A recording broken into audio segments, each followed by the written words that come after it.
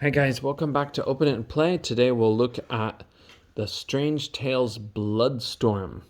This is a figure that I actually really didn't want. I think I can use it as a street punk, but I really don't want weird alternate versions of X-Men characters.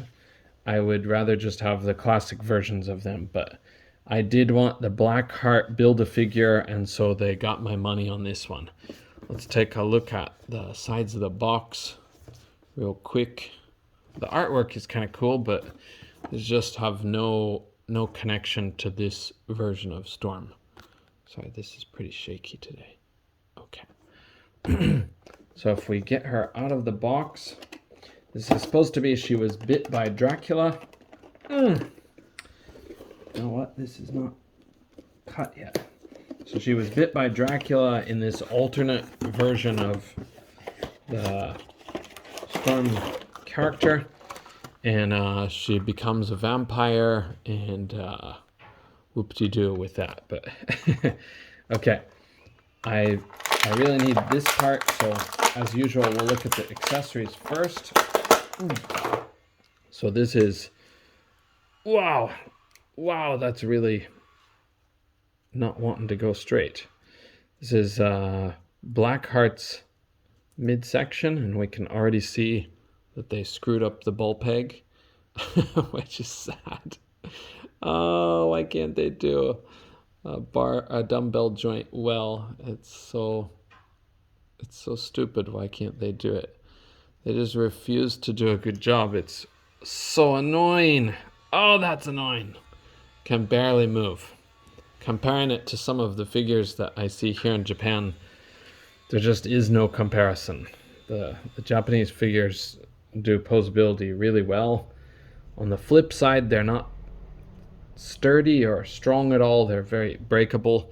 But this is just pathetic. That there's no reason to even make it look like this if you're not going to do a good job. But anyways, we'll put that...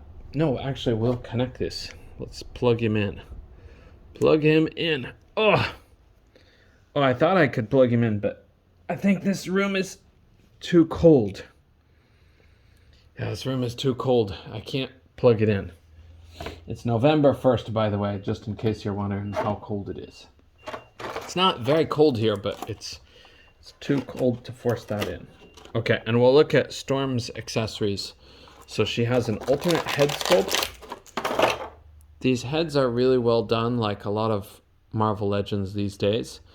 But unfortunately, I just don't care about this version of the character. I like Storm. It's not Vampire Storm. Bloodstorm, as she's called here. Okay, and then she comes with these alternate hands. It's the kind of usual wee magic hand lady thing. This one might be a little bit different, because I don't remember these two fingers twisted down so far. But anyways, she's going to end up being a punk for my collection. So if we take a look at the figure here, she has kind of a yelling or a biting head sculpt. Like I said, she will make a good punk, and she can make a good vampire punk. Okay, she's got this little tiny jacket. I would say it's a rubber jacket, but oh my god, the plastic is hard on this one. So that's a departure from a lot of figures in the past. And she has a really tiny waist. This must be teenage version of Storm. Okay, but she still has an X-Men logo on that. That's kind of unusual. She's on the X-Men team, but she is a vampire. Okay, and then we've got...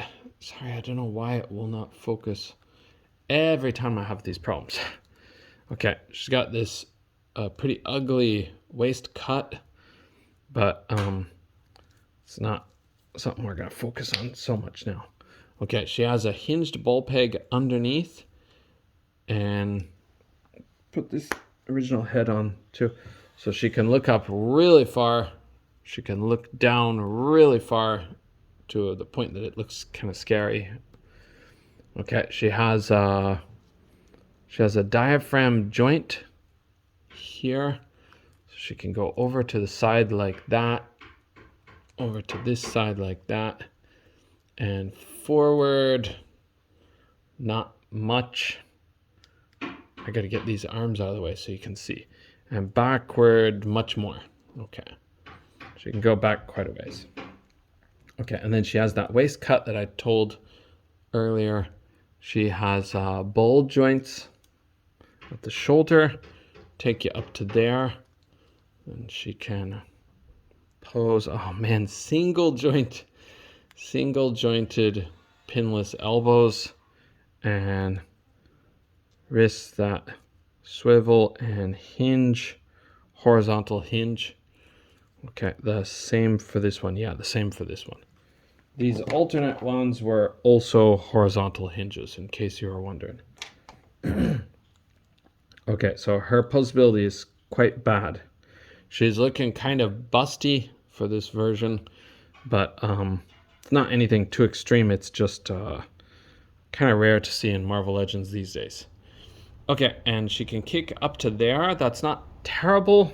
It's not great, but she's got thigh cut, and she has double jointed pinned knees for no good reason that I can tell. But maybe these are reused.